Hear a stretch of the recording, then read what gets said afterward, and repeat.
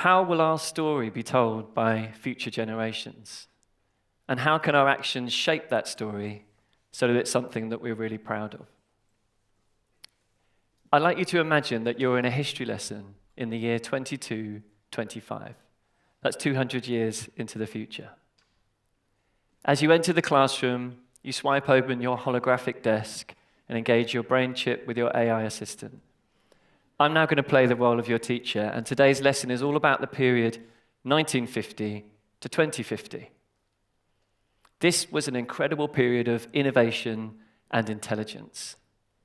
The people of this time built on the globalization and industrialization that had come before them to invent things like the internet. It was the birth of the share of knowledge, and together with smart technologies, this evolved into artificial intelligence. This story has an eclipsing factor because there was one issue of this time that undid all of this great work.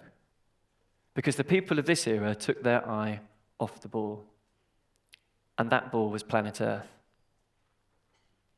Over a 50-year period, they lost 73% of invertebrates, which includes mammals, birds, fish, and amphibians, and completed a 10,000-year deforestation project since the last ice age, resulting in the loss of a third of all trees on planet Earth. That's a lot of heartbeats and oxygen to lose. And we are still paying the price for that in the year 2225. That's how that history lesson could sound. The harsh reality of the judgment of our lifetimes from 200 years in the future. People only really remember the headlines of eras, and how happy are you with our headlines? A recent study of the UK population concluded that 80% of people are concerned or very concerned about climate change. And in the last 5 years, environmental breakdown has featured in the top 3 risks to the global economy. So if people are really concerned, and the economy upon which a lot of our decisions are made, it does beg the question, why are we not acting? Could it be that humanity has a blind spot for long-term thinking? After all, it's quite hard to make decisions for something that occurs beyond your lifetime, or perhaps that of your children. A lot of people think that this issue is so big, it's for governments and large companies to solve. But let's be honest, they're the biggest short-term thinkers out there. Could it be that environmentalism has developed a bad reputation? There's a lot of technical and scientific language used, or frightening and alarmist language, and neither of those do a great job of garnering mass support. Or perhaps we're just experiencing a crisis of imagination at precisely the time when we need it the most. We're so distracted with technology and consumption of content and media that we don't allow time and headspace for creative thinking and imagining new solutions to tough challenges. I myself experienced this. I use my phone far more than is healthy, and I lead a really busy life as a parent and running a business too. I've recently become aware of a phrase that the Zen masters use, and I relate this to how I should be using my phone. Don't just do something, sit there. It's a great phrase for our time, think about it. Instead of looking at a screen, open your mind. Think of new things, new ideas, because that's what we need right now. I opened my mind quite profoundly 6 years ago when I attended my daughter's school play. She was 8 years old at the time, and I'd like you to picture the scene. Her class were gathered on the stage, and one of her classmates stepped forward carrying a sheet of paper. And they read a story that day that has stayed with me ever since. It was called I Will Be a Hummingbird, and I'd like to engage your imagination today by sharing this story with you now. There was a raging forest fire, and all the animals that lived in the forest had retreated to safety. There was a group of large animals who were sitting on a bank, looking back at the blazing inferno, discussing the situation. There was an elephant, a rhino, a hippo, and a lion. And they were saying, what are we going to do? Our homes have been destroyed. Where are we going to get our food? As they were discussing this, they spotted a small bird who was flying above their heads to a river behind where they were sitting, collecting a small amount of water and flying back and dropping it onto the fire. It was going back and forth and back and forth. And one of the animals called the bird over and said, "What do you think you're doing? You're so small. Surely you don't think you can put out the fire." The bird was a hummingbird, the smallest bird in the forest. And it looked straight back at the animals and it said, "While you're sitting there in despair, I'm doing the most that I can. And imagine if you help me collect water. Think what we might be able to do. I believe we can save part of this forest." Having finished the story, the child that had read it looked up at all the parents and grown-ups in the audience and said, "I'll be a hummingbird. And for me, this story is about climate change. And what are all of you doing about it?" It was an incredibly profound moment for me. And it completely changed the way that I was thinking. After that evening, I cut my work down by a day a week to devote more time to environmental causes. I went back to university and studied some of the solutions of climate breakdown. I started a sustainability meetup group to try and find like-minded people. And I realized that the company that I ran could have a much bigger impact than just me on my own.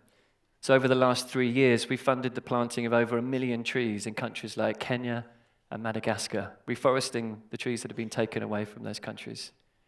We're in the process now of releasing 10 million bees into our trees to act as security guards because illegal deforesters and large animals don't like being around bees. It's such a great solution.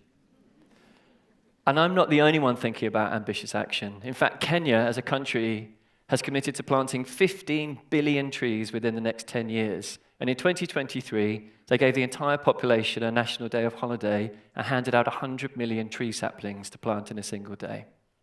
In Costa Rica, having lost 80% of their forests, they set 40 years ago a plan in place for sustainable living for the whole country. They've now recovered 60% of those trees already. And critically, they embedded the teaching of the natural world into their national curriculum in the hope that future generations wouldn't find themselves in the same situation. Local to here, the Knepp estate, having rewilded a farm, have set up a vision for a 100-mile nature corridor from Weald to Waves. And the Sussex Bay Seascape Initiative is supporting pioneering projects along our coastline that runs right past today's venue.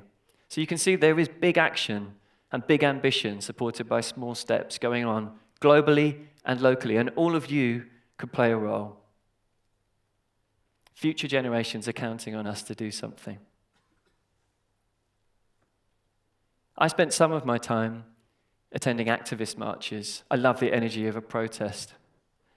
And I realized after a while that what I thought would happen wasn't happening. I spent a little bit more time as I attended more and more marches, expecting the numbers to grow, asking myself, where is everybody?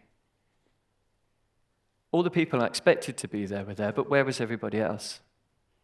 And I realized at that point that the call for radical change is not something that most people are ready to take, not straight away.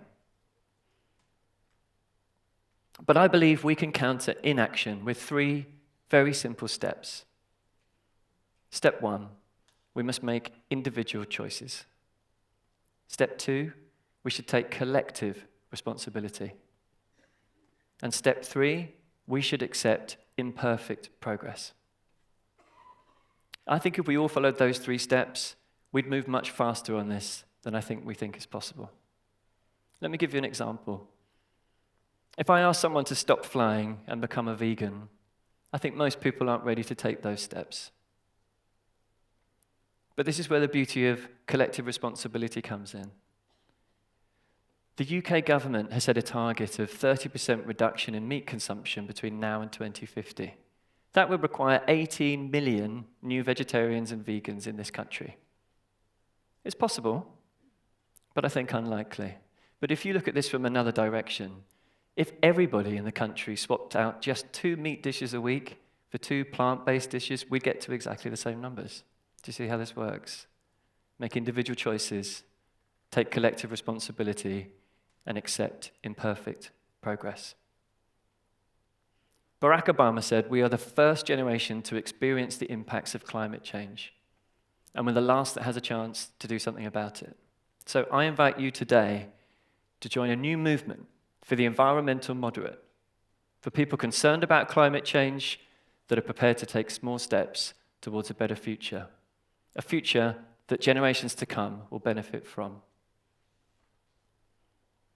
I invite you to join Generation Restoration, Gen R.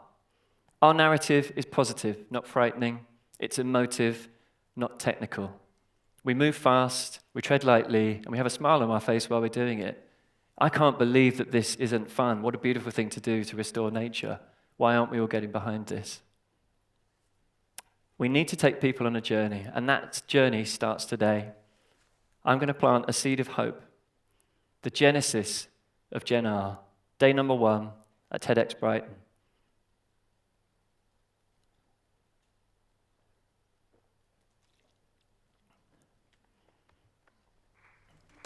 Thank you.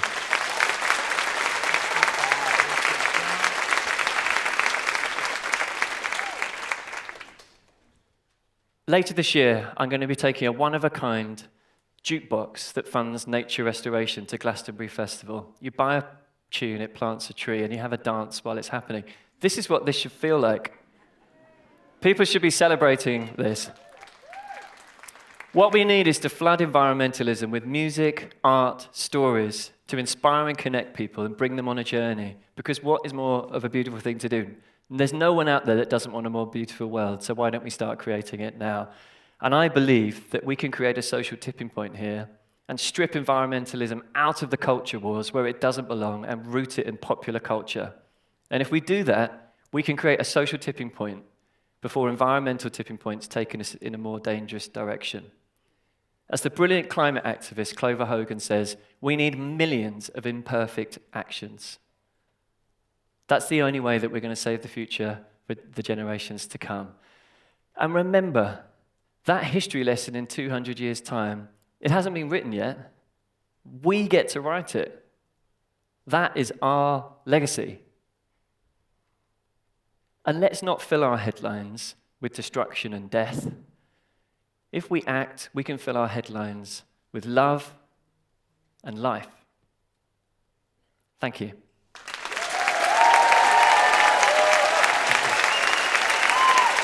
Thanks.